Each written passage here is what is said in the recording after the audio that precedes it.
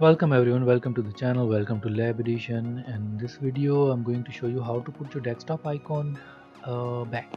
Like, as you can see, these are the installed app. I have installed them, my browsers, my tools, and the recorders, the Proton VPN.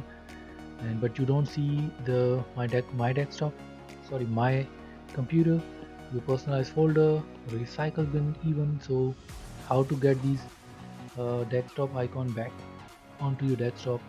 Normally when you install Windows, you just see a recycle bin on the top, and then you have to get all the icons. Normally my computers is and your personalized folder.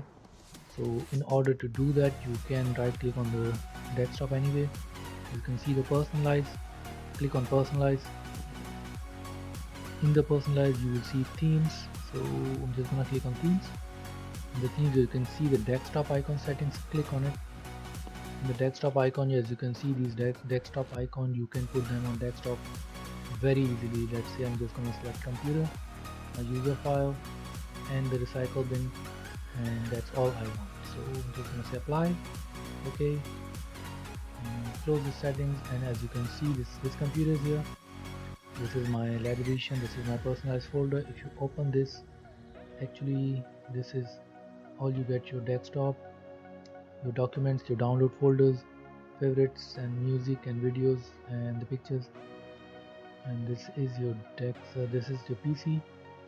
And as you know that, then you get in, you see your drives, and it starts from here. Your cycle bin is here, so you can just order them, like view and sort by name, or normally I keep them sort by item type. So this PC will comes on top, and that's how it's supposed to be. And that's how you get your desktop icon back onto your desktop. Thanks for watching.